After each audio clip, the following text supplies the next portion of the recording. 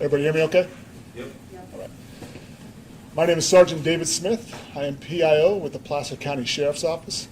Behind me I have Cindy Gustafson, District 5 Supervisor for Placer County, Chief Chisholm of the Olympic Valley Fire Department. We have Dee Byrne and Michael Gross with Palisades, and Lieutenant Don Nevins, who is Station Commander up here for Tahoe. Earlier today, we responded to Palisades, Tahoe for the report of an avalanche. As we arrived on scene, our Tahoe Nordic search and rescue team responded also, but at that point in time, Palisades had a large amount of rescue individuals up on the mountain. At this point in time, from the Sheriff's Office, we are able to confirm that one male has passed away as a result of the avalanche. We are not releasing any other information about that individual at this time, so that our coroner's office can conclude their investigation and make all proper notifications. There was also another individual that sustained minor non-life-threatening injuries as a result of the avalanche. At this point in time, all search efforts have concluded, and we have come to the conclusion, which I'll let Palisades and Olympic Valley talk to more, that there is nobody else up on the mountain as a result of the avalanche. At that time, I will pass it over to Chief Chisholm from Olympic Valley.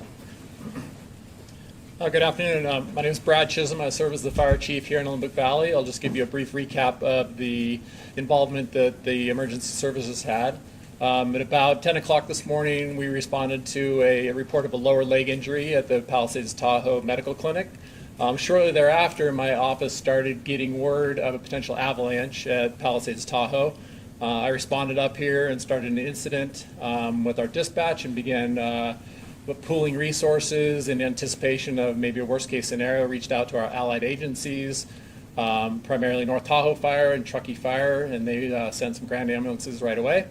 When I got up here, I was able to get through to Palisades Ski Patrol. Obviously they were very busy, but they were able to give me an update. At that time, they just mentioned the two subjects that were previously mentioned. Excuse me, it didn't expand much beyond that.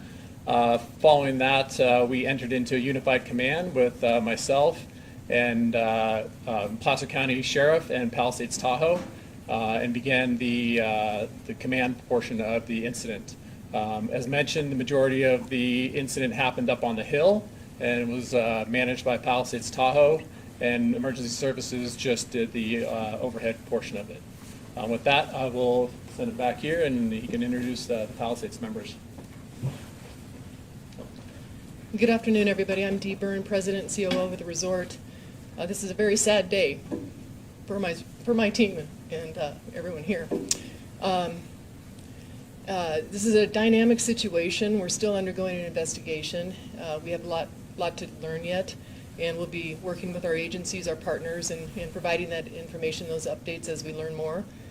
So I appreciate your patience as we work through this. Appreciate the support that you provide to our community, to one another, and we're going to be continuing to do that as well. You know, the first thing that we do in a circumstance like this is really take care of our people.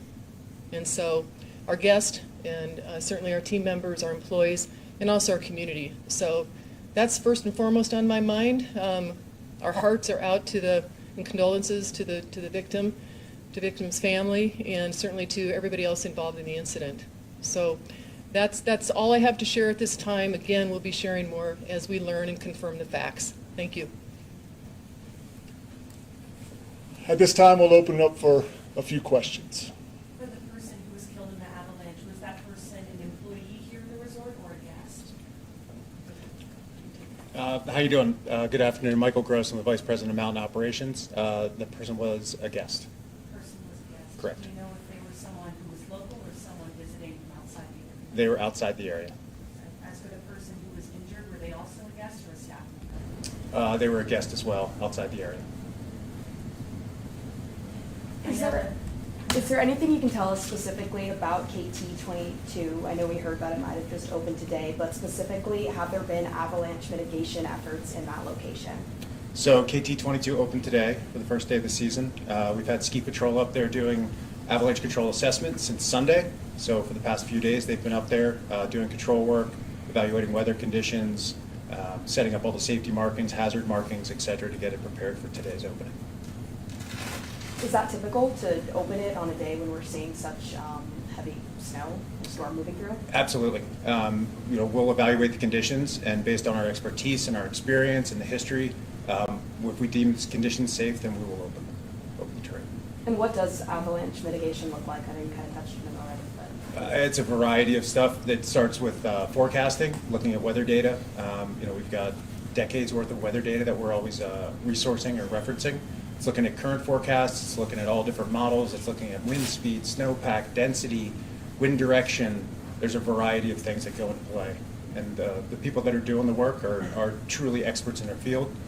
Most of them have been working in it for 10 to 20 years, some of them upwards of 50 years, just doing forecasting.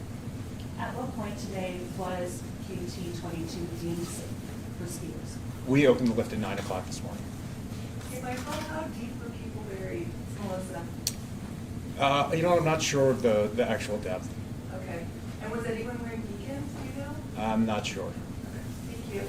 Was there anyone else who was caught in the avalanche but wasn't injured, but someone who had been impacted? There were 2 other people that were caught in the slide, and they were both, one of them was, extracted by her partner, and the other one was assisted by some other guests. Can you clarify how many people in total were injured again? There were 2 people that were caught and 2 people that were buried. And of those 2 people buried, one did die. That is correct.